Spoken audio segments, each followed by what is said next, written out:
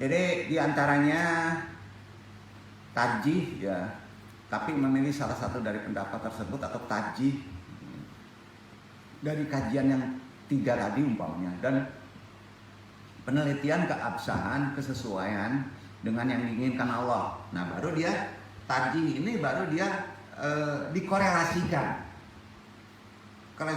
ke Al-Quran dan hadis. Fikih menurut tarjih ulama, misalnya ulama A, ya ini sahabat atau salaf, cocok nih kita pakai ini, ya kan? Tetap dikorelasikan kepada Quran. Nah ini yang paling susah Pak, karena korelasi ke Quran itu memerlukan mufassir yang ahli, ya. Itu yang susah Pak. Bapak kondisi sekarang umur 33 atau 32, kok belum nikah tapi udah kerja, harus nikah. Itu menurut ulama macam harus nikah. Korelasikan dengan Quran bisa Pak. Kira-kira Quran itu cocok nggak kata harus nikahnya? Susah ya? Susah kan? Itu perlu mufassir, karena ayat Quran mutasyabihat ada muhkamat, ayat yang terlihat jelas dan ada ayat yang tidak terlihat secara sisi lahiriah ya. Jika Imam Mazhab Syafi'i mengambil pendapat 1, Mazhab Hambali mengambil pendapat 2, Mazhab Malik mengambil pendapat ketiga. Nah, Salafi akan memilih yang mana? Salafi itu tidak memilih mazhab, tapi mencari pendapat yang kuat dari 3 tadi. Itu Salafi. Jadi kalau menurut Bapak alirannya Salafi ya, mazhabnya Syafi'i, nggak boleh Bapak. Salafi. Salafi itu mengambil pendapat yang kuat yang 4 mazhab tadi dalam realisasinya. Maka konteks zaman sekarang, kalau kita mengaku diri kita Salafi, itu berat. Berat nggak Pak? Berarti kita harus tahu 4 tadi. Aturannya 4, dicari yang terbaik. Ya, nah gitu. Jangan salah hapus. Kehapus nanti. Kamu Salafi, betul kamu Salafi. Sudah ngerti Imam Mazhab yang 4. Pendapatnya apa dalam konteks hukum ini? Kalau kamu masih merasa diri Salafi memakai 1 mazhab, berarti Anda masih perlu mentanzih ke 4 tadi. Itu berat nggak tuh Pak? Contoh gampang ini Ikhwan ya. Kalau ada pertanyaan yang sulit terpecahkan masalah agama, umpamanya dianggap aja mazhab itu dijadikannya nama ustadz. Mazhabnya diganti namanya ustadz kondang Pak. Kondangan Pak. Kesana kemari laku, jadwal padat. Ya, itu ustadz kondang kan laku Pak. Ya, kesana kemari. Enggak ada jadwalnya padat sampai ngundang itu ngantri ada 2 bulan ya. Pertanyaan di Anda ngajinya kapan? Mengkajinya kapan? Karena ilmu itu kan berubah. Setuju nggak Pak? Ilmu itu berubah, istiqomah. Bapak-bapak belajar komputer waktu komputernya masih manual Pak. Dengan komputer sekarang beda nggak Pak? Anak sekarang buat laporan dengan laptop aja babak belur Pak. Harus mengikuti perkembangan mesin itu ya. Betul Pak? Kira-kira gitu deh. Jadi bingung dia ini. Ya. Kok bingung? Gak boleh bingung. Tadi kan katanya bingung betul. Jadi nggak usah bingung ya, hidup itu nggak usah bingung. Nah anehnya kebanyakan kita pasti tolok perbandingan kalau awam. Yang paling populer banyak penggemarnya. Jadi kalau misalnya gini, saya nggak menyepelekan orang. Mazhab Bapak siapa? Mazhab saya Adi Hidayat. Mazhab Bapak siapa? Mazhab saya UAS. Itu sebenarnya itu Pak. Padahal mereka tidak tarik satu mazhab. Baik UAS, baik UAS. Dia menarik tarjih dari 4 mazhab. Makanya UAS kalau tanya, mazhab kamu apa sih sebenarnya? Sensitif itu pertanyaan. Sensitif. Nggak boleh.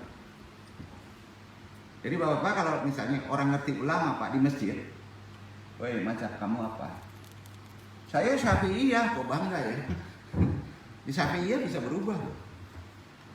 Berarti dia tidak intelektual beragama. Mazhab kamu apa? Quran dong, dalil. Wah, wali enggak, nabi enggak. Jadi itu jawabannya. Bapak bilang aja wali enggak, nabi enggak. Mau balik aja enggak, datu juga enggak. Langsung dia ngajinya ke guru ke Allah kan. Emangnya lampu tanpa hantaran bisa sampai gitu. Ya gitu, kan ngomongnya enak kan. Jadi nggak timbul perdebatan. Kesannya apa Pak? Sombong. Dalilnya mana? Quran nggak? Kesannya apa Pak? Sombong kan? Ada nggak ulama gitu? Nggak ada ya yang ngomong gitu. Dalilnya mana? Makan pakai tangan kanan, dalilnya mana? Udah kacau Pak, nggak ketemu dalilnya, nggak ada di Quran. Terlalu tinggi itu sombong itu namanya. Sedia sendiri nggak ngerti perbedaan mazhab, sanad, dalil. Itu aja nggak tuh? Kan harus dijelaskan ini untuk yang muda-muda. Nanti pas bapak ngeliat di YouTube keren pakai dalil ini, bapak dalilnya ini katanya, waduh kacau nih. Bayangin bahwa bapak beragama itu sekarang mungkin akan lebih ngeri nanti menyampaikan sesuatu. Bukan nggak boleh nasihati, nggak segampang itu loh. Apalagi nasihat itu menggunakan yang disebut punishment. Tahu punishment? Ajaran langsung menetapkan hukum. Hati-hati ada kejoliman di situ. Mundur dulu, harus tahu perkara mazhab. Gimana Islam itu tidak susah. Jangan sampai kita beragama itu jadi masalah. Ngerti agama kok jadi susah. Sekarang Iwan, anu sampaikan, Iwan kalau melihat keluar, makin dalam agama, kok makin susah. Kesannya Islam itu kok sulit. Iya kan? Karena kita nggak memakai pedoman yang benar. Ada masalah sedikit udah langsung sekakmat. Tarjih dulu mazhab dong bro. Katanya ulama, kata gitu kan. Marah lagi gitu. Enggak, kan juga masih ada orang yang mau digituin gitu. Enggak bener ini.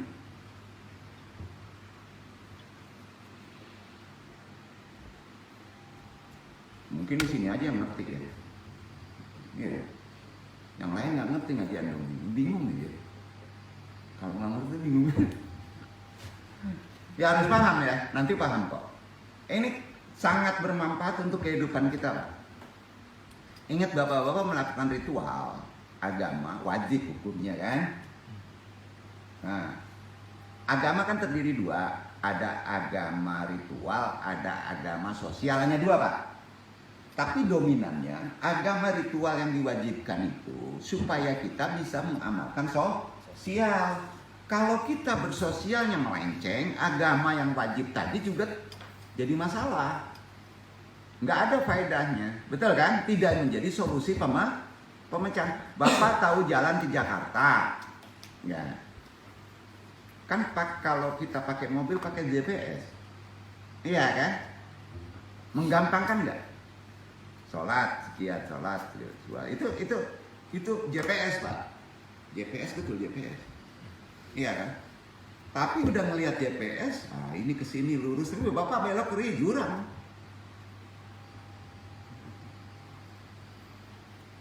Betul nggak? Nah itu perlunya mazhab.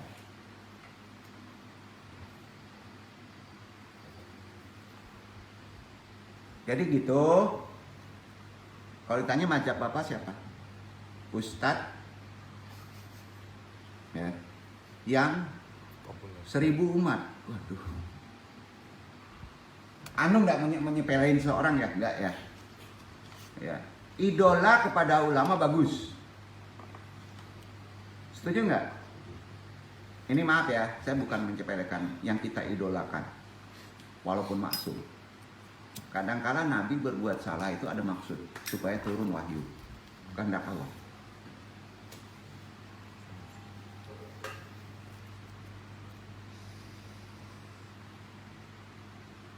Itu aneh kita sekarang beragama, tolong perbandingannya kepada Ustadz kondangan. Nggak boleh nanti ini ya, nanti bermasalah lagi ya. Di dunia maya lagi. Kan ada istilah dai 1000 umat kan.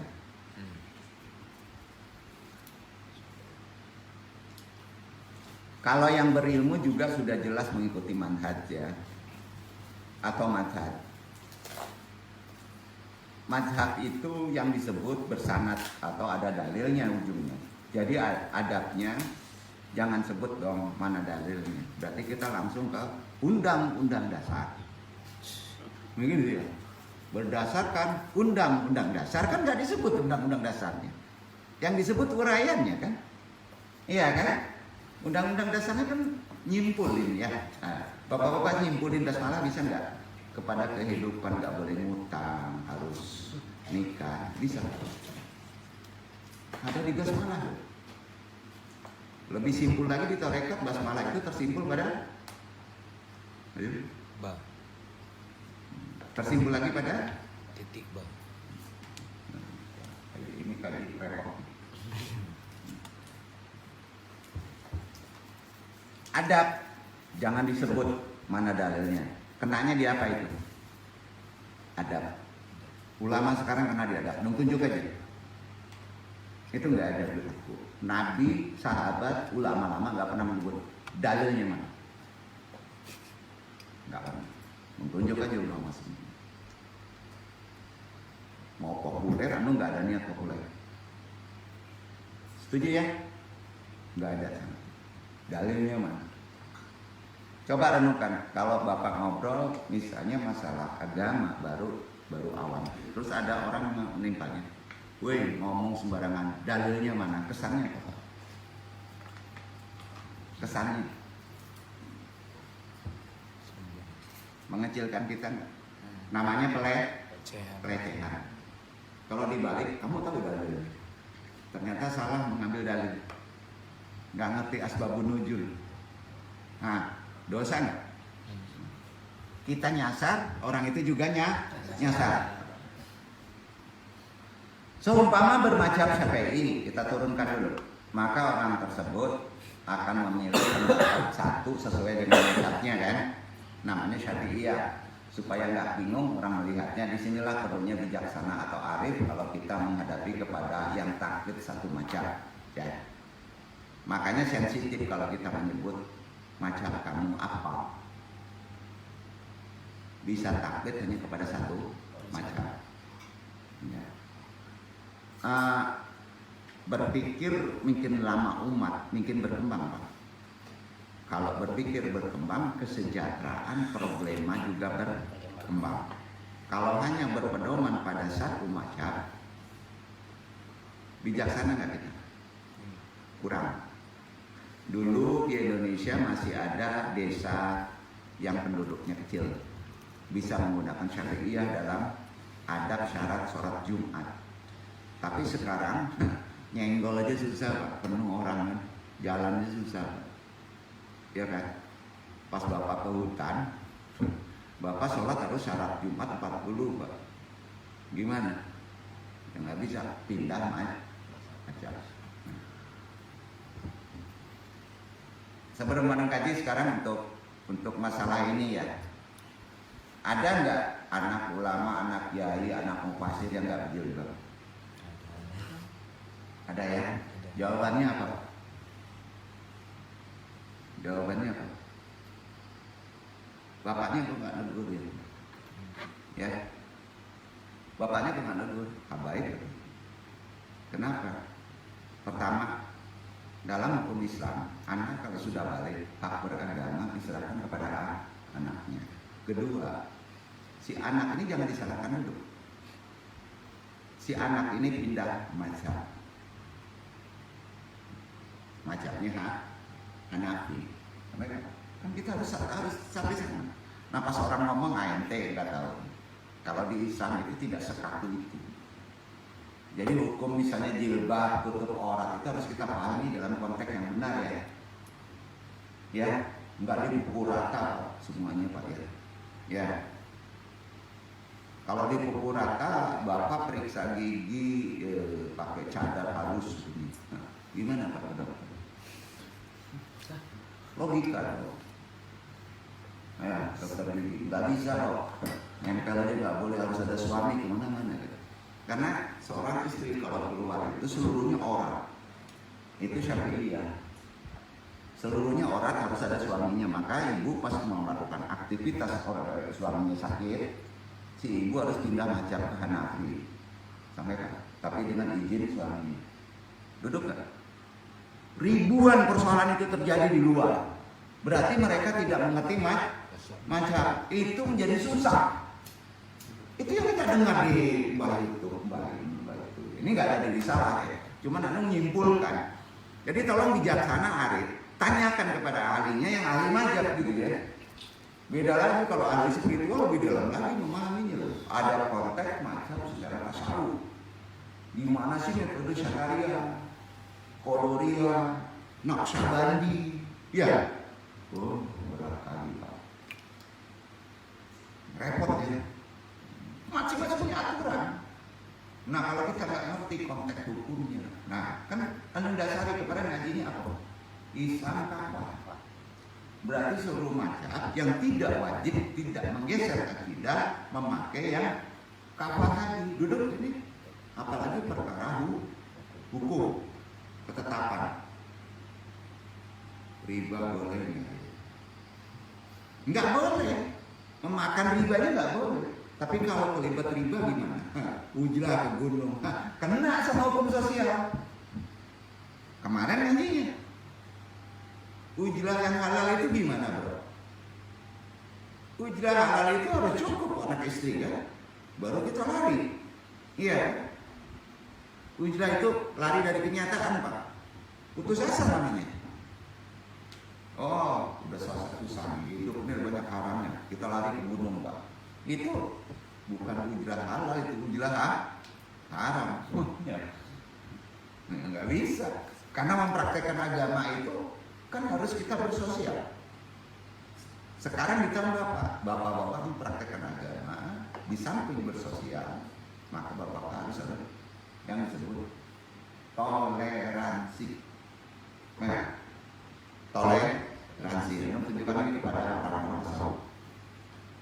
Kalau toleransi ada kacau gitu. Agamamu, agamamu. Agamaku. Kemana Pak? Bukan di faktor hukum sosial, di akidah. Betul kan? Sampai Pak? Sampai. Jadi bapak-bapak boleh bergaul dengan Cina, Buddha, tetek. Ya boleh.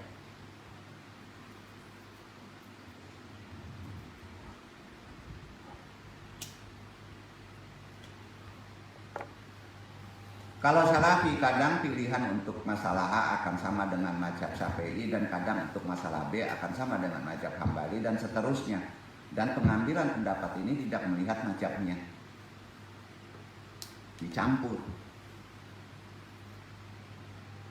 Tapi dari dalilnya. Tapi dilalui dan melalui mazhab. Setelah dipilih pendapat tersebut ternyata cocok dengan mazhab anu, maka di dalil itu menguatkan, maka pakai mazhab. Diambil sedikit dari ini, diambil sedikit dari. Disesuaikan secara bijaksana. Apa bahasa kita kalau menentukan sesuatu kadang-kala bijak benar orang itu lebih enak gitu ya. Ya. Bijak banget sih, makanya nggak tegas. Hati-hati Pak, tegas beda. Tegas itu terjadi kalau sudah ada jolim. Teraniaya diri dia sendiri, teraniaya orang sekitarnya, teraniaya orang Islam, maka tegas naik. Karenanya kalau ada yang bertanya mana yang lebih baik, bermazhab atau tidak, kondisi sekarang ya.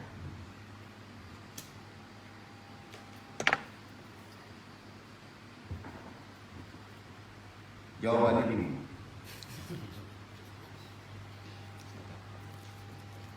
Itu pertanyaan susah. Kondisi sekarang ya. Karena itu pertanyaan sensitif. Makanya nggak ada berani, kalau ulama nggak berani ngomong gitu. Kalau nggak berilmu ngomongnya pasti dalilnya mana? Itu nggak berilmu. Karena mereka cari gampang kan. Karena orang pasti yakin kalau udah Quran dia yakin aja. Padahal Quran itu nggak sembarangan menjabarkannya pemecahan kan. Itu persoalannya. Jadi mesti gimana nih? Itu gunanya ngaji bro. Nggak gunanya berobat. Itu gunanya ngaji. Kalau udah ngaji kita bisa ngobat sendiri. Nah, betul nggak? Itu gunanya ngaji. Mau bapak-bapak hidup terus menerus disuapin? Nggak enak ya? Itu gunanya mazhab.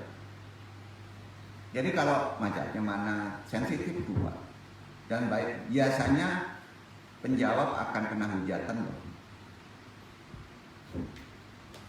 Umumnya tuh. Ini sesuai nggak mau mazhab gua Syafi'i, pas dia gua Hanafi, itu didebat tuh. Banyak kayak gitu nggak? Oh, gua Syafi'i gila tuh, Syafi'i gaya kamu. Nah, nano begini. Ya. Kalau nggak sesuai dengan penghujat pasti dihujat. Iqbal mazhabnya apa? Mungkin nggak tahu sekarang. Syafi'iyah. Syafi'iyah. Udah awam meneh kata orang Jawa. Iya kan? Awam lah. Syafi'iyah itu mazhabnya betul. Keren tuh. Tapi Syafi'iyah juga bisa menarik mazhab yang lain loh. Insya Allah semuanya baik ya macam itu. Asalkan kita meyakini dalil atau dasar argumen. Nah, diandung di sini kan intinya. Gimana cara kita menarik dari macam pola pikir itu kepada Quran, persoalan kepada Quran, kan gitu. Ya udah nggak usah kuliah di luar Pak, di sini aja cukup gratis dapat kopi, pintar. Cuman sayangnya di sini nggak ada diploma. Ya, biasa mengeluarin diplomanya. Tapi aturannya dong harus daftar dulu ke Kopertis, mabok gitu. Duit lagi, ya kan? Kira-kira gitu deh. Kalau hanya untuk membuat pesantren kecil, gampang. Konsep tarbiyah sekolah gampang. Umur bapak berapa? Tanggung jawab bapak gimana? Lah kalau 1000 larinya melenceng, nah gimana Pak? Numpuk di ente, kerak neraka, mau? Gawat.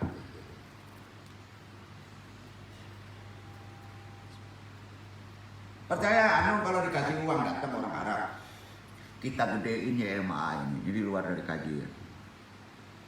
Ini uang supaya berfaedah untuk seluruh umat. Ya, kita besarkan jadi pesantren 10 miliar. Orang sekarang terima atau enggak? Iqbal terima. Habok tuh uang. Betul dibuat.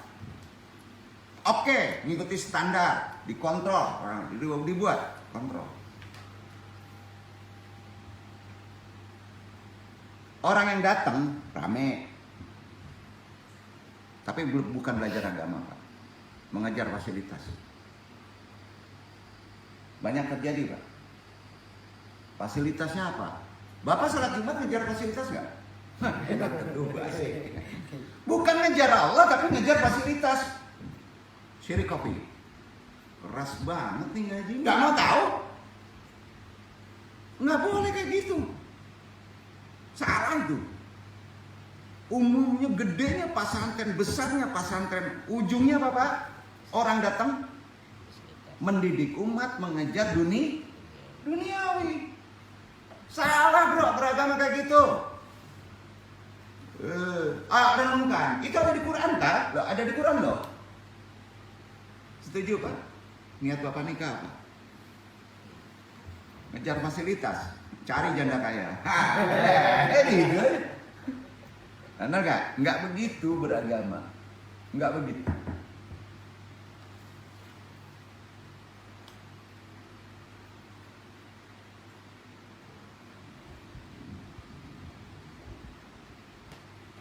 Jadi sudah jelas dalil mutlak. Ya, mutlak yaitu. Susahnya kita mengambilnya. Dan hendaknya kita tidak terlalu fanatik terhadap satu mazhab. Ya. Jika misalnya kita bermazhab Hambali, tapi dalam satu masalah kita ketahui dalil yang dibawakan oleh mazhab Hambali nggak kuat, bukan tidak ada, tidak kuat, paham ya? Ini dari ISO 2000, menurut kita punya pedoman nih Quran, nggak kuat nih, pakai gugus kendali mutu. Nggak ngerti nih gugus kendali mutu, itu ada aturan, ada aturan. Maka yang lebih arif gimana Pak? Kita ciptakan al-hikmah tersendiri. Dalil gabungan ISO 2000 dengan gugus kendali pun. Namanya hikmah orang Minang. Keren tuh Pak. Keren, tapi namanya yang dipakai dulu.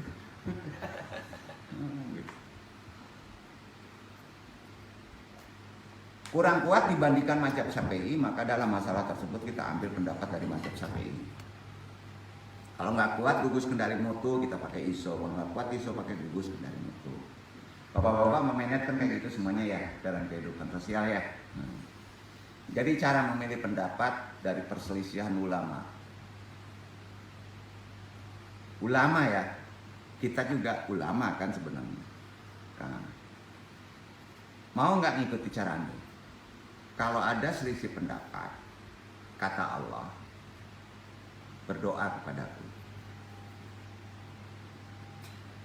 untuk bisa menetapkan hati pada pilihan yang terbaik. Amalannya apa Pak? Ritualnya istiqoroh. Jadi istiqoroh tuh kalau kita mencari dua persoalan nggak ketemu, iya kan? Jadi istiqoroh itu kemana? Istiqoroh apa aja? Bingung, galau itu istiqoroh deh. Galau tuh obatnya istiqoroh, bukan gim. Gim istiqoroh, ngaco tuh. Setuju nggak tuh? Jadi istiqoroh itu. Nah, anu pun bingung Pak kalau hanya menyampaikan, takutnya jadi taklid mazhab kan? Taklid anu kan? Istiqoroh kan dulu. Siapa tahu doakan anu bisa memecahkan persoalan secara apa yang didoakan oleh Anda, meminta kepada Allah. Jadi solusi untuk persoalan sekarang kita tahu ya, ada di Islam. Apa? Istiqoroh. Jangan salah niat istiqoroh ya.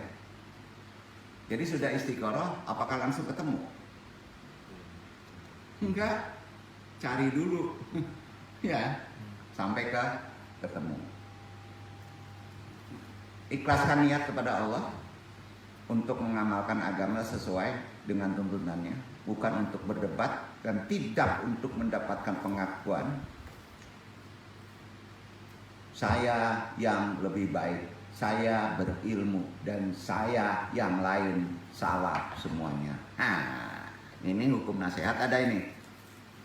Walaupun nggak menyebut semuanya salah. Susah ngadepin orang kayak gini nggak? Susah nggak? Dia nggak mau nyalain semua orang, tapi harus ngikuti pendapatnya. Susah ngadepin orang itu nggak? Getok aja lah. Nggak bisa diperbaiki ya udah doain aja supaya jadi makhluk manusia makruh. Kalau manusia wajib dibutuhkan. Jadi hidup itu manusia itu sama dengan konsep sunnah. Ada manusia wajib, ada manusia makruh, yang gawat manusia haram. Ya. Doanya apa Pak?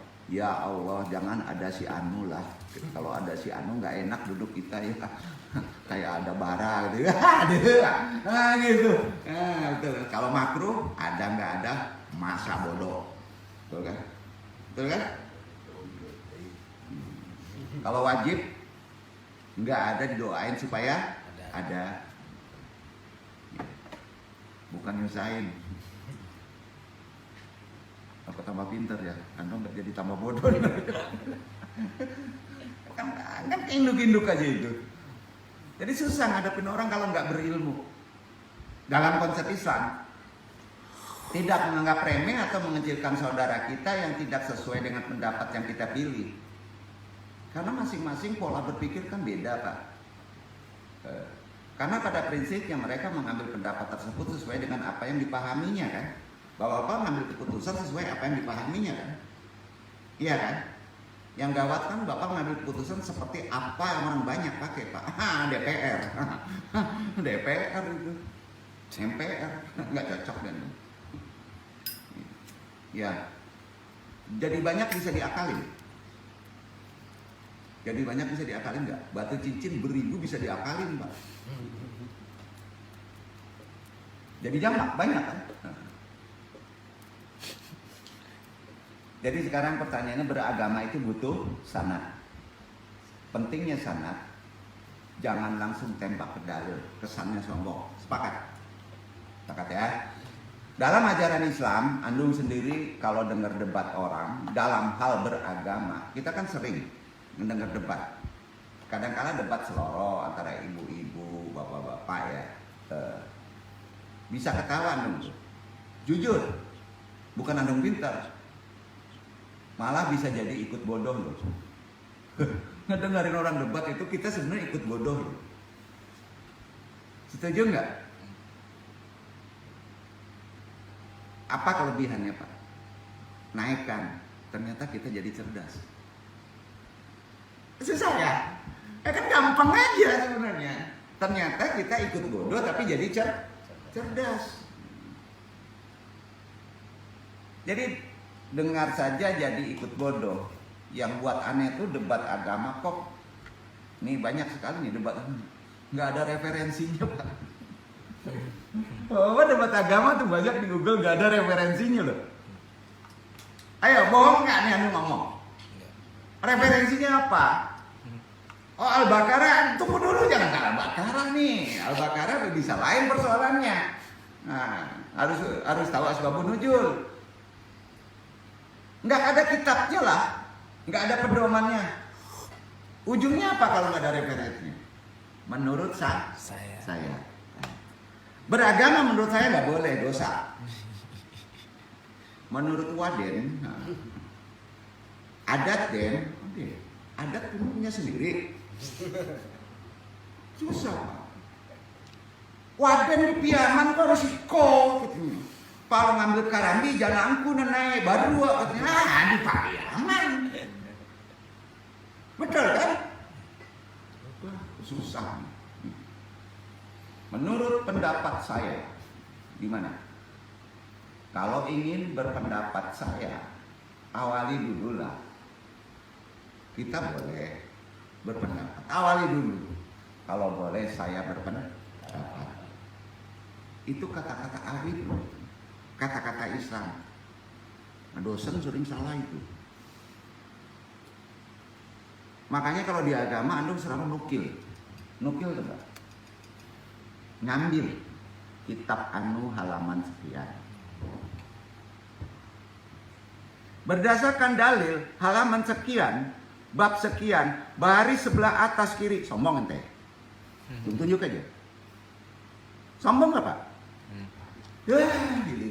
Aneh orang beragama sekarang. Mungkin pintar, mungkin aneh. Kalau sudah melampaui batas kecerdasan, ya, dia tunjukkan ke yang banyak. Orang kaget kan. Ujungnya gimana Pak? Mengidolakan kan. Kalau sudah idola yang dicari apa Pak?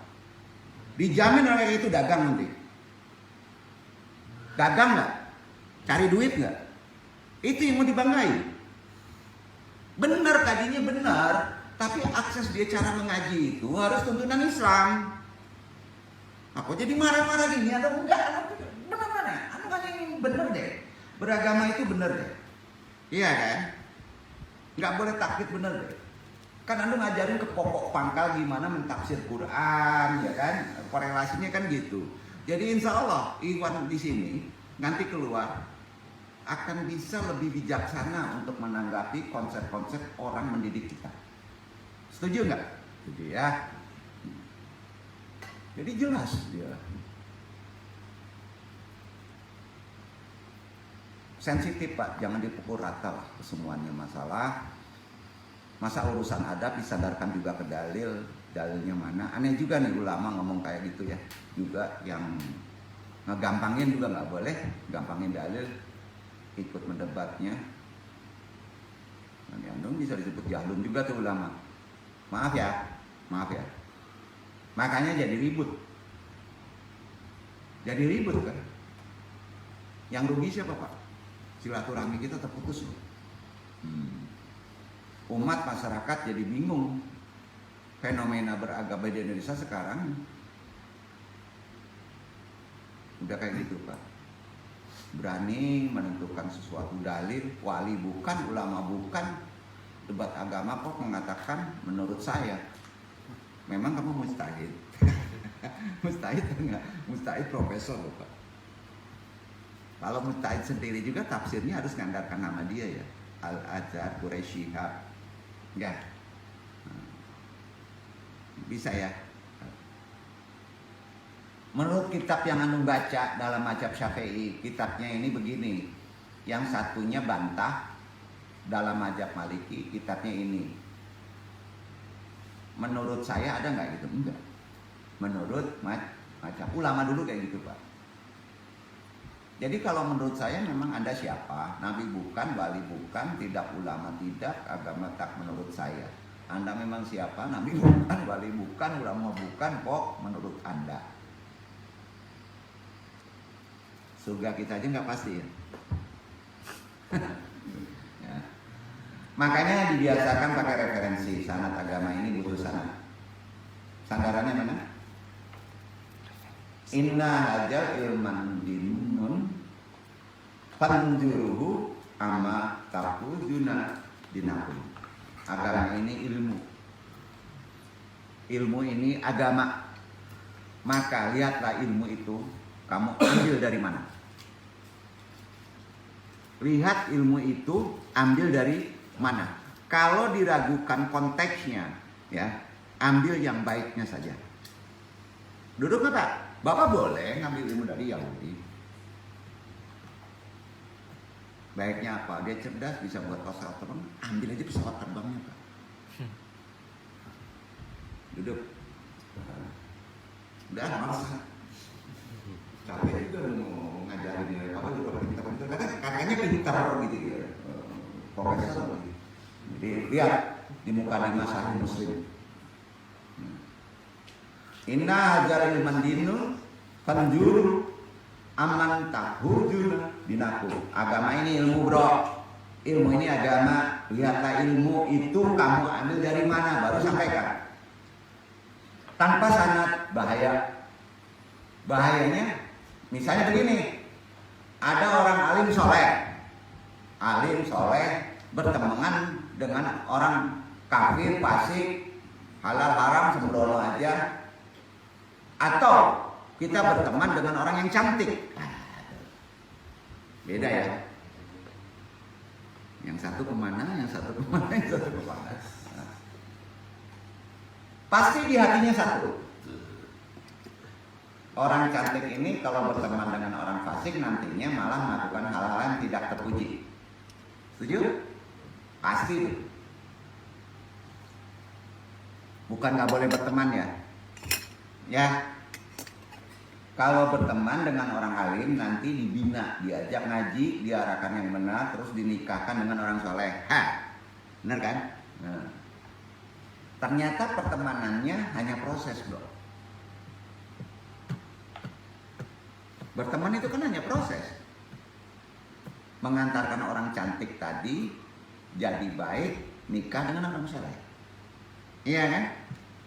Berteman dengan orang kafir, ya dia ngajarkan hujah-hujah, argumentasi. Bapak-bapak berteman, wah pendapatan lu gini, pendapat ini gini, hujah-hujah, argumentasi diadu. Nggak percaya bapak-bapak? Sehingga suatu saat berharap menjadi orang Islam yang bingung. Mau bapak jadi Islam bingung, hujahnya banyak banget. Tapi orang liberal melihat itu bukti bahwa agama itu bebas. Kawan liberal, orang alim ternyata berteman dengan orang cantik.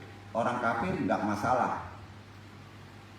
Itu dunia nggak masalah kalau liberal. Iya. Itu pilihan kan? Pilihan kakek kamu atau nenek kamu. Ini jidal, sama-sama dengan dohir, pacaran orang fasik, tapi asal orang soleh, itu motifnya beda ya. Andung misalnya menjadi orang kaya, ada ulama kaya, mau bapak-bapak kaya, Islam harus kaya. Kesenangannya orang kaya itu belanja. Orang soleh Pak, kaya. Pasti orang kaya itu senangnya belanja kan? Ya, ngopi dulu. Orang soleh itu kesenangannya belanja apa kalau kaya? Sampai istrinya itu marah-marah loh. Ada terjadi. Saking parahnya ulama ini kebetulan keluar, masih keluarganya, menengok anak nih. Itu pulang malah anaknya disuruh cari utangan. Padahal pertama berangkat bawa uang banyak nih. Mau ngirim anaknya mondok di pesantren. Pesantrennya modern banget. Orang Jawa ya, nggak orang Minang. Kiainya alim banget. Tahu penjual kacang di jalan di bis nggak tega beli. Tahu penjual mainan kasihan dibeli. Alhasil sampai di pesantren uangnya habis. Aduh, ini benar-benar berilmu katanya kan? Karena kan, ya, tapi bawa mainan, bawa kacang ke pesantren ujungnya Pak. Ada kayak gitu nggak? Nggak ada. Mudah-mudahan. Sama-sama belanja, dia niatnya menyebar rahmat Allah kan? Niatnya kan, benar kan? Nah, duduk pernah ngalamin juga macam itu. Habis Pak. Dia kasihan juga orang. Jadi kasihan juga ada ilmunya. Ya. Tapi jangan berskala ekstrim. Nah, ya. Kalau skala ekstrim ngelihat ini bacan kelas mewah, cari bacan beli, besok pakai lagi, kita uji lagi aja Pak. Virus dari mana? Dari Yaman Pak. Cari lagi virus dari Yaman. Itu skala ekstrim Pak. Ya mabok gitu loh. Enggak kayak gitu. Jangan enggak. Ini Anda enggak menciptakan, tapi Anda sampaikan aja supaya kita bisa pahami. Prinsip kan gini, kan tidak makan, nggak mau dimakan. Ulama itu kan nggak mau makan, mak terbatas. Kok dibeli gitu? Jadi prinsip dia apa? Walaupun kita tidak makan, penjual tetap senang kan? Kan ada baik gitu. Butuh si penjual itu apa sih? Laku. Walaupun kita nggak butuh, apalagi kalau sederhana. Bukan butuh makan. Kita butuh laku orang. Tapi otak pelit memang pikirannya kayak gitu. Ini kalau tidak dimakan ya jangan dibeli, itu otak pelit.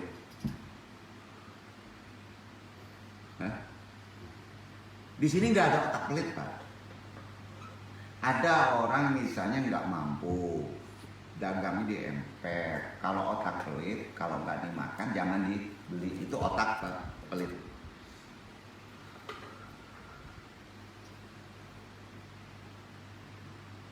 Kasihan penjualnya. Itu nggak otak pelit. Begini, tolong diingat Ivan, si penjual itu berdoa supaya dagangan laris. Itu poin spiritual. Kalau orang miskin sebelum dagang, ya berdoa supaya dagangannya laris. Yang kita poinkan apa Pak? Doa orang miskin itu kalau kita realisasikan doanya, maka kita doa nggak berdoa pun dikabulkan. Paham Pak? Tapi jangan ekstrim. Sekarang kan dimainin di YouTube Pak. Betul kan? Ya. Iya katanya sembunyi orang yang nggak tahu, tapi dunia tahu. Kan ada YouTube-nya. Bener nggak tuh? Aduh bingung kan. Di YouTube itu dia bergaji jadi keren, soleh banget itu ya. Jadi bingung kan tuh. Beragama nggak bisa kayak gitu. Ada kayak gitu nggak? Aduh. Kita ambil doa ya supaya laris doa. Iwan kebanyakan nggak ngerti nih. Kalau persoalan hidup itu sesungguhnya sudah ditunjukkan melalui ladang amal kebaikan di kehidupan sosial. Udah paham Iwan nggak? Bapak-bapak punya persoalan. Bapak-bapak sama Tuhan dikasih sentuh. Hari itu juga itu persoalannya. Tapi pas bapak-bapak ngelihat orang lain itu bapak-bapak nggak paham. Ngapain dibeli? Gua kenyang kok. Padahal itu tuh diperlihatkan itu dikasih sentuhan supaya persoalan bapak-bapak kalau bapak empati ke orang itu bapak selesai. Kira-kira paham nggak? Allah tuh seperti gitu. Percaya deh, Mano. Begitu juga kesengsaraan. Sebenarnya kita yang nggak ngerti memilih hidup yang baik itu gimana. Jujur ya. Itu sebabnya ritual itu tanpa realisasi sosial, maka ritual kita beragamanya menjadi taklid. Nggak ada manfaatnya. Uang 5.000 bagi kita kan nggak penting. Ya sudah, biar dihabiskan aja, biar bermanfaat bagi penjual tadi. Karena 5.000 penjual itu luar biasa Pak, bisa dikumpulin, bisa beli anak istrinya. Karena orang kadang dikasih itu malu. Pengemis yang hebat Pak, tidak minta. Setuju nggak? Nggak minta, dagang. Gitu. Pak Iqbal dalam sepatu keren. Tapi minta batu ya boleh.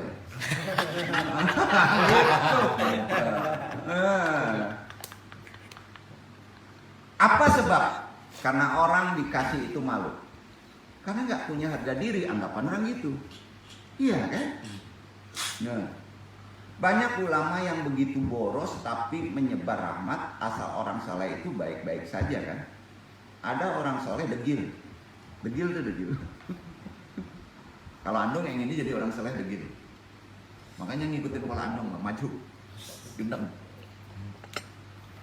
Tapi nggak apa-apa, keren.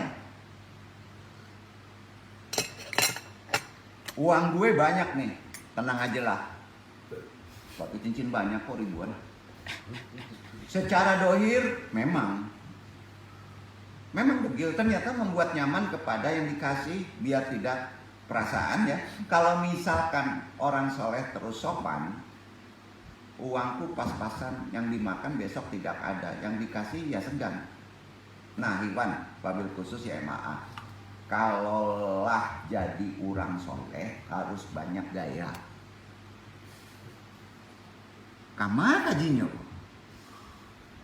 Kalau jadi orang soleh harus banyak gaya. Supaya yang dikasih tidak segan.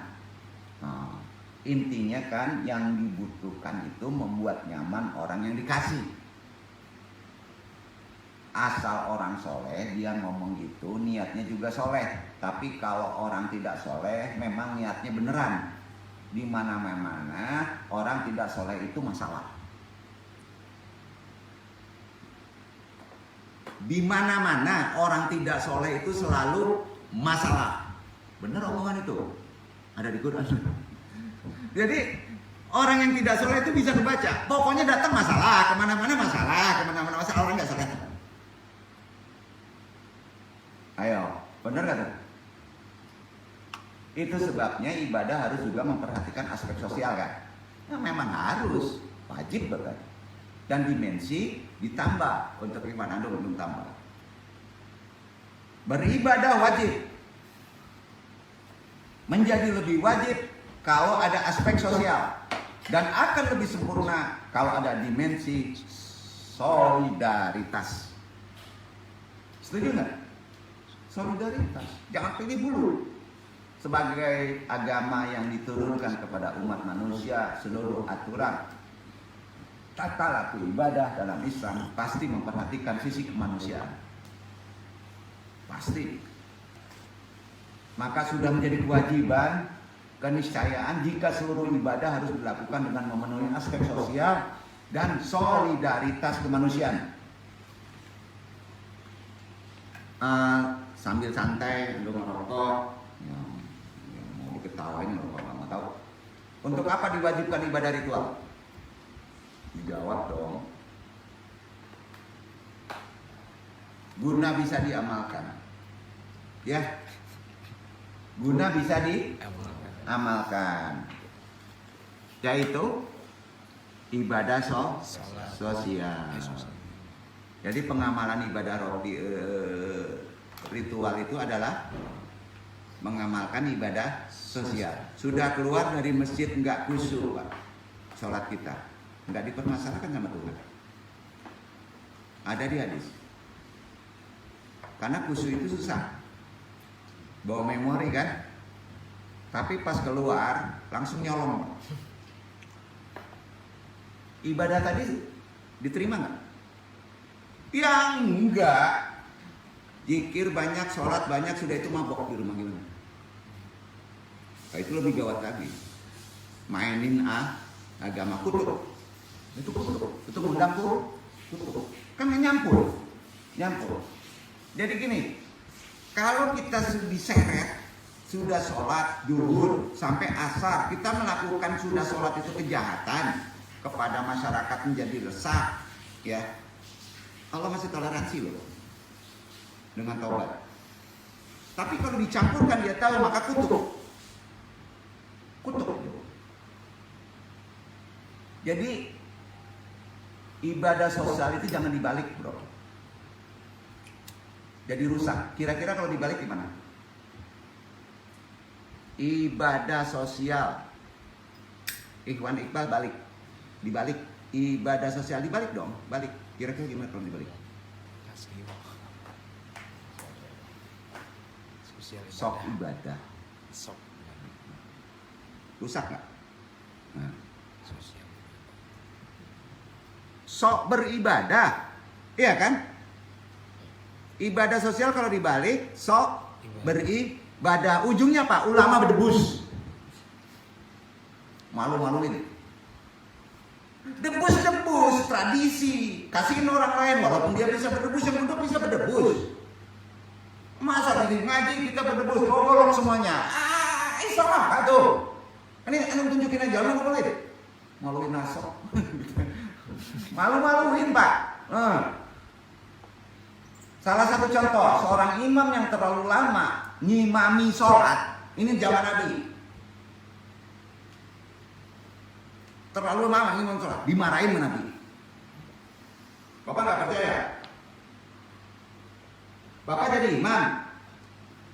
Bapak harus tahu kelompok madu itu ibadah sosial kan? Ya. Kalau ibunya hamil nih Pak, dia ngejar wajib, ibunya mau berangkat melahirkan tuh di luar nungguin ibadah sholat wajib Pak. Bapak ngelamain pakai Al-Baqarah, 10 ayat, berusaha di jalan Pak. Gimana kata Allah? Aneh kan? Ini terjadi di zaman Nabi.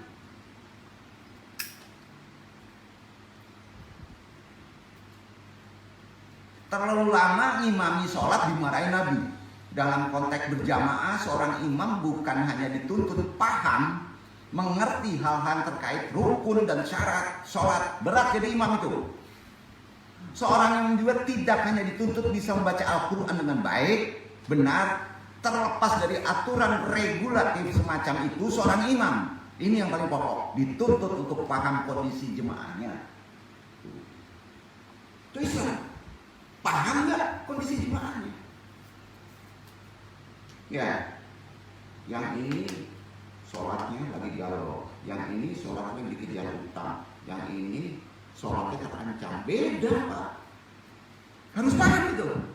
Nah kalau nggak ada kepekaan spiritual jadi imam gampang nggak Pak? Jangan jadi imam. Makanya kalau imam yang benar, pas kondisi dia sedang drop, suruh orang lain, suruh orang lain begitu. Jangan merasa kita pandai satu ayat taktil, lo ayat imam terus. Ya, istrinya hamil nunggu di luar ayatnya Al-Baqarah, berusut di jalan itu, mabok ente. Gitu, beragama tuh begitu. Enggak nyusahin, iya kan? Kok jadi marah-marah dari tadi ya? Enggak marah-marah ya? Enggak ya? Nah. Tuntutan imam itu berat. Ini enggak dari strategi. Karena dia korek-korek. Orang lain nggak bisa jadi imam. Dia aja imam. Kalau nggak dia nggak benar sholatnya. Nggak sampai ke Allah. Masya Allah. Istighfar ini. Gimana tuh?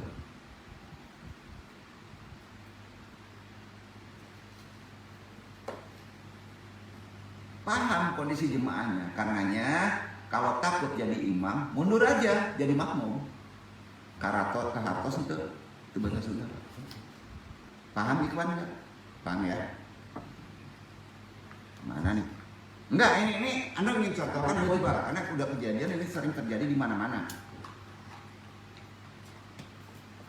Aspek kemanusiaan dalam tata laku ibadah juga pernah diperlihatkan oleh Nabi. Suatu saat Rasulullah salat zuhur 2 rakaat. Hadis ini sahih. Suatu saat Nabi sholat zuhur 2 rakaat. Mengulang ya. Nah, saat keluar dari masjid, Julyadain mengingatkan Nabi perihal kekurangan jumlah rakaat sholat Nabi tadi. Julyadain bertanya, ini aturan yang baru, wahai Tuan Nabi, atau sedang lupa? Benar nggak pertanyaannya itu? Iya kan? Rasulullah langsung berbalik arah menambah 2 rakaat sholat zuhurnya. Berarti Rasulullah lupa. Betul kan? Tapi kalau begini, Allahu Akbar, walau la ilaha illallah wal hayyul qayyum, terus didiamkan. Sudah itu kemudian dijaharkan. Terus Allahu Akbar, alif lam mim, ruku. Kang belajar dulu lah Kang Al-Quran jahar. Bau tak nggak jemaah ngomong itu? Itu bukan lupa. Itu ada maksud di sholat. Ngelihat kondisi makmum. Gimana? Mau jadi imam? Berapa? Jadi jangan mudah menjustifikasi orang seperti orang itu bodoh. Betul kan? Berat loh jadi imam. Zaman Rasulullah juga begitu. Kebetulan Julyadain ini adabnya tinggi, maka nanyanya kan gini nih. Ini aturan yang baru wahai Rasul, atau Rasul sendiri sedang lupa? Benar kan? Rasul kan juga manusia. Sepakat? Sepakat. Ya. Rasulullah langsung balik ke arah menambah 2 rakaat sholat zuhurnya. Berarti Rasulullah lupa. Ada hikmah nggak? Dia kan Nabi. Masa Rasulullah bisa lupa? Kan dia maksum. Ada hikmah nggak di balik itu? Kemudian turun wahyu melalui Nabi. Gimana aturan kalau orang lupa? Nah, tuh. Hebat gak skenario Allah mengajarin pada kita? Dengan apa Pak? Oh turun langsung ilham wahyu bisikin telinga? Enggak.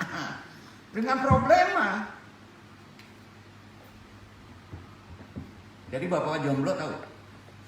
Jomblo lagi kok, lu nggak ingin jomblo deh ya.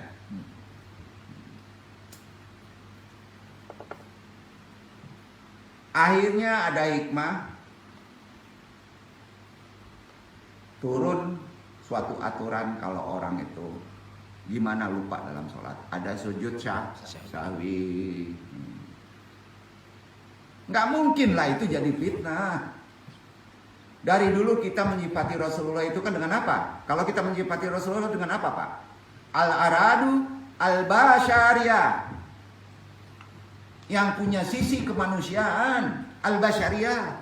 Nabi juga punya sisi kemanusiaan. Jadi manusia itu mulia karena dikasih lupa. Supaya ada petunjuk masuk. Duduk. Orang lupa, bodoh. Pelecehan Pak. Tambah pinter lagi cuma. Ya. Benar ya? Justru dengan lupanya Nabi ada aturan yang turun bagi umatnya ketika lupa rakaat sholat. Dengan kata lain, masalah ibadah tidak bisa terlepas dari unsur kemanusiaan untuk yang melaksanakannya supaya kita paham ya. Nah. Dulu itu ada sahabat Nabi namanya Mu'adz bin Jabal yang mengimami sholat terlalu lama. Ada sahabat lain mufaraqah karena sholatnya kelamaan lantaran ingin mengurus unta. Usahanya dari unta itu. Sahabat ini kemudian mengadu ke Rasulullah. Rasulullah, saya ini mufaraqah dengan imam karena sholatnya terlalu lama. Saya dimarahin. Dimarahin sama imam itu, sama Mu'adz. Dan dianggap saya ini munafik. Sahabat Mu'adz yang jadi imam kemudian dimarahi oleh Nabi. Kamu itu kalau sholat jangan kelamaan, bisa merusak Islam. Orang akhirnya tidak senang sholat gara-gara sholatmu kelamaan. Hadis ini sahih. Gimana? Bukhari Muslim. Enggak susah kan? Bapak-bapak sholat, mentang-mentang ada andong sini. Ya, berimam berjamaah di tempat ini. Gempa Pak, 8 skala Richter. Gimana? Gimana tanya? Diam aja. Bapak-bapak loncat aja. Keluar, batalkan sholat itu. Kalau imamnya gedek banget kan kacau Pak. Yang pergi itu nggak yakin gitu. Kalau urusan yakin, ikhtiar harus jalan. Ya.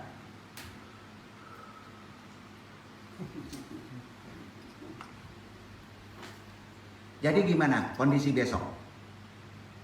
Besok kita muslim itu beragama, posisikan, jangan jadi susah dan jangan jadi masalah. Justru memudahkan, tapi jangan dimudahkan. Duduk.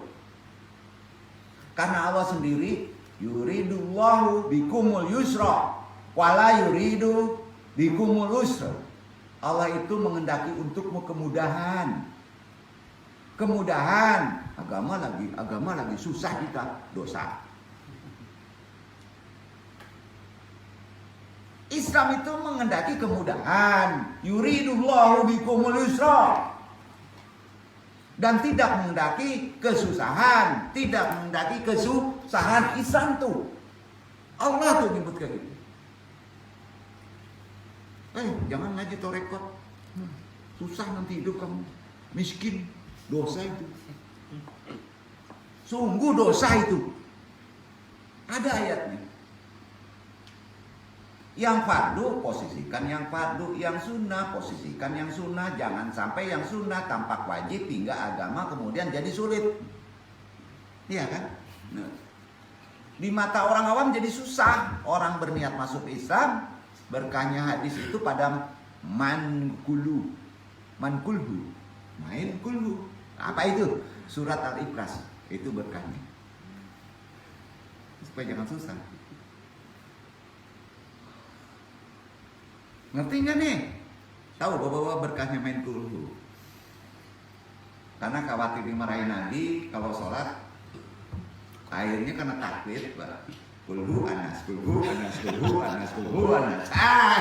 Maghrib kulhu anasa. Isya kulhu anas, semuanya kulhu anas. Enggak begitu cara dibaca kan gitu Pak. Sholatnya yang hafal kulhu sama aja. Bukan begitu maksudnya. Padahal marah kepada Mu'adz itu Nabi menganjurkan agar tidak membaca Al-Baqarah tapi diganti Sibihisma. Diplesetin sama sahabat. Mengganti Sabihisma. Ada namanya Sabihisma. Jadi sebenarnya kulhu. Karena Mu'adz kala itu baca Al-Baqarah di rakaat pertama dan Al-Maidah di rakaat kedua. Damam lawan roh. Damam ini kamu layani di dua, Al-Baqarah pertama, Al-Maidah ya dua. Kalau di Mekah kan udah siap orang meninggalkan segalanya sampai khatam. Dipraktekin pula Mekah khatam itu 30 juz. Sunat lagi itu. Terawih Pak. Mabok Pak. Orang tua encok di rumah, kacau gitu Pak. Agama itu yang benar, ritual, tunjuk, lihat. Karena amal agama itu ritualnya adalah sosial, kan itu udah penunjuknya kan. Gampangin agama tuh, enggak ya, berilmu. Ya gitu. Al-Baqarah dibaca, Al-Maidah rakaat kedua. Waduh, damang kok. Tapi memang jadinya sekarang jadi kulhu ya. Rakaat pertama Inna taina rakaat kedua. Pendek ya. Tapi saya cocok dengan yang ini ya. Bagaimana Islam? Pokoknya yang penting jangan sampai jadi problem. Jangan jadi biang kerok dalam kehidupan sosial. Itu sebabnya kalau imamnya kapitalis, kapitalis, makmumnya juga insya Allah walaupun dulu nggak kapitalis jadi kapitalis. Ini paham nak? Ya, hati-hati ya. Dari adanya hadis sahih ini kita jadi tahu kan, imam harus paham kondisi dan situasi makmumnya. Jangan jadi alasan, saya nggak tahu lah. Lepas tanggung jawab namanya bro. Kalau dia sudah jadi murid harus tahu. Ini enggak, murid kami tahu ini apa? Pejabat, wali kota, bupati. Yang kecil-kecil nggak tahu bang. Kenapa dia jadi kapitalis? Pengajaran nggak benar. Ketika seorang mengimami sholat masjid kampung umpamanya, dan tahu kalau makmumnya terdapat orang-orang sepuh ya, ragae, tabung tanah, jangan sampai baca surat panjang lah, gempor tuh punggung, ya. Dan itu memang ada hadisnya kok. Sahabat muat yang dimarahi langsung hadisnya sahih. Jadi bapak kalau nanti ada imam sholat, apalagi sunat pak, wah sampai keteter orang sholat itu ya. Udah marahin ini imam nggak apa-apa. Bapak langsung naik baca aja qul hu alif lam mim rukuk langsung. Nah, tapi jangan kecepatan pak, keteter juga orang. Ketika seorang imam tahu kalau dia sedang imami santri di pesantren yang notabene muda-muda, ya nggak masalah. Kenapa yang muda-muda dilamain? Latihan, dong. Yang muda-muda besok lebih 1 juz sama imam. Jadi di sini imam dituntut untuk memiliki kepekaan sosial. Kemudahan Islam yang semacam ini yang terlihat di masa sahabat dulu. Itu terlihat, Pak. Betul. Beliau Rasulullah memberikan sebuah kisah tambahan tentang bagaimana Islam di masa sahabat begitu mudah dan tidak memberatkan, menyenangkan, menggembirakan. Ada sahabat yang hidup di masa tabi'in, dijelaskan di kitab Al-Bukhari. Saat iqamah dikumandangkan, malah si sahabat tadi kabur. Dia lalu berlari mengejar untanya. Kabur nggak sembarangan, kabur.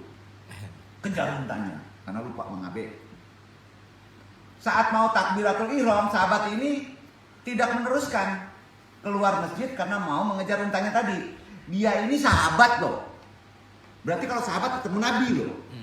Hadisnya Sahih Bukhari. Bukan tabiin loh. Saat kembali ke masjid dia dalam keadaan makmum masbuk. Tuh, makmum masbuk. Artinya makmum yang ketinggalan. Kan banyak kejadian itu. Bapak ketinggalan sengaja ditinggal-tinggalin. Jangan. Memang ada masbuk, ada sebab. Ya. Bapak gini mau sholat, Allahu Akbar iqamat, orang-orang mau ketabrak nih di depan Pak, anak kecil main di jalan. Bapak tidak boleh langsung ke masjid. Tolong anak itu. Itu lebih keren daripada sholat berjamaah. Benar ini. Itu ada hadisnya loh. Bapak-bapak naik haji, sebelah tetangga nggak makan, resiko tinggi, kasihkan uangnya untuk berobat orang itu. Bapak-bapak mabrur hajinya, walaupun bapak nggak bisa haji. Gampang tuh. Realisasi agama ritual wajib, betul. Kalau tidak ada masalah ditujukan sama Allah, hukum sosial, ya amalnya di hukum sosial tidak dilakukan, maka yang wajib itu sorry ya. Allah tidak melihat khusyuknya sholat, betul kan? Jadi selesai sholat, ini cerita tadi dikomentari tadi ini. Yang tahu dengan apa? Dia orang tua tadi yang kabur tuh, ngejar unta. Begitu cintanya dunia. Nah, itu ngomongnya. Dia ini hidup di masa Nabi, tapi lebih mendahulukan unta daripada takbiratul ihram sholat. Mendengar komentar tadi, si sahabat ini menangis. Sedih nggak? Ya. Dia berkata, ini Nabi udah wafat karena tabiin yang kedua komentar itu.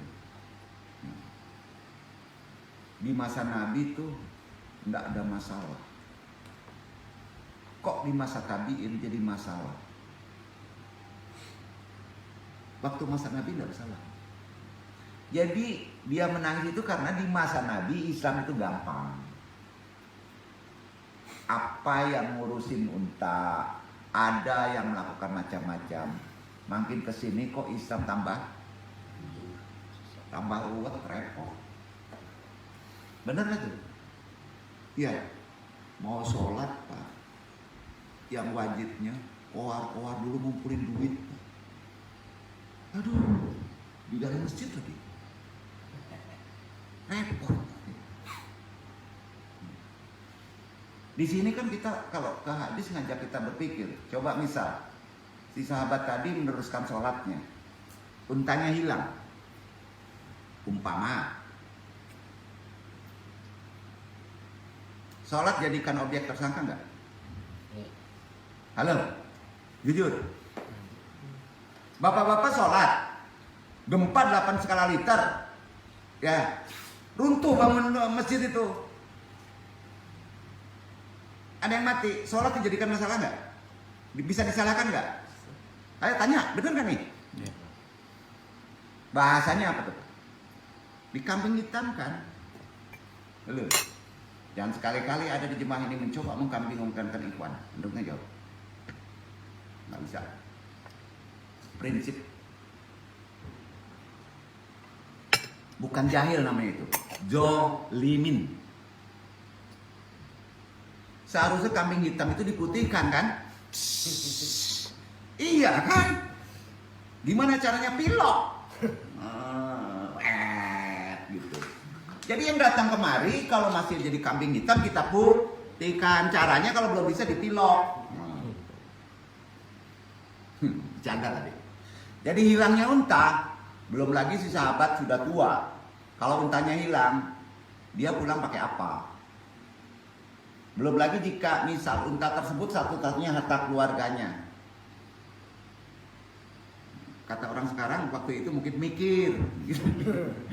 Jadi ketika unta hilang, semuanya kan akan berpikir iya hilang karena sholat. Mikir gitu kan. Kan ini enggak benar. Harusnya ya untanya dikejar. Betul kan? Ya dikejar dan dicari dulu. Kalau ketemu langsung diikat. Tuh, logikanya gitu. Kalau dipikir sudah aman, ya mulai sholat. Kalau nggak dapat jamaah, ya sholat munfarid. Tahu? Sholat sendirian berpahala sama 27 tuh. Munfarid. Udah paham kan? Dipahami prinsip ya. Jangan jeda dulu ya. Nggak selesai nanti. Katanya gitu.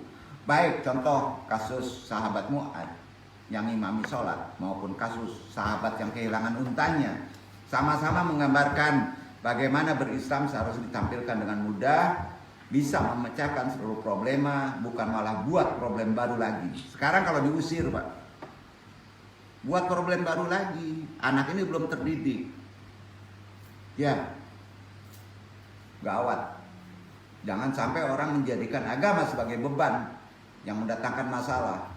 Menyelesaikan masalah jangan dibuat masalah lagi. Salah satu cara agar ajaran Islam tetap terlihat mudah dengan mempertimbangkan aspek sosial, dimensi solidaritas yang fitrah sudah ada bersama aturan-aturan sejak zaman Nabi.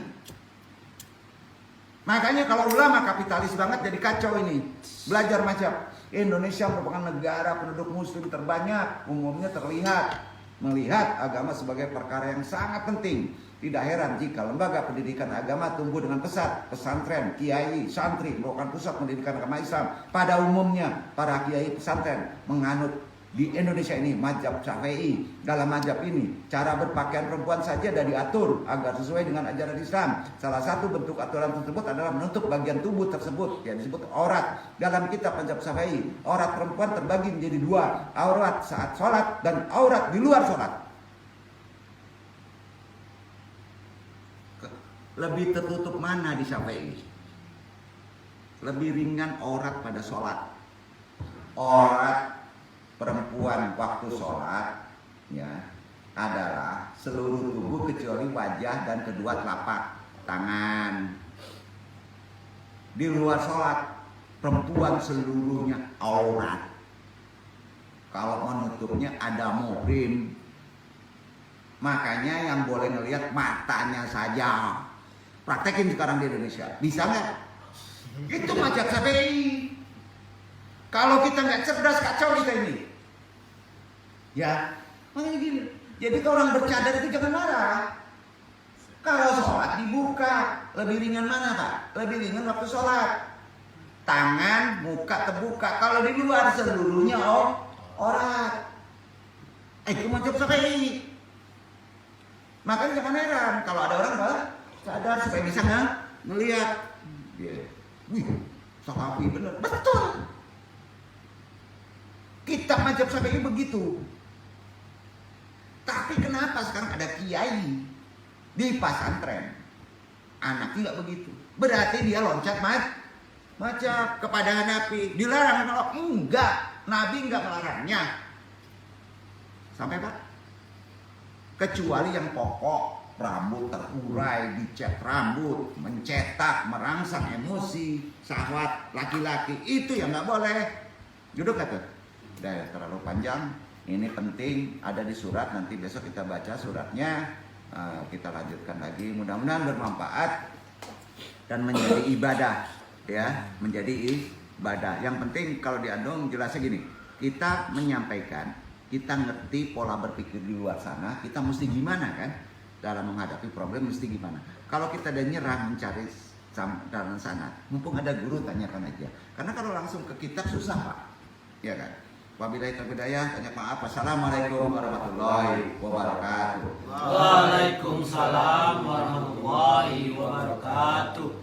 Subhanakallahumma wa bihamdika asyhadu an la ilaha illa anta astaghfiruka wa atubu ilaik.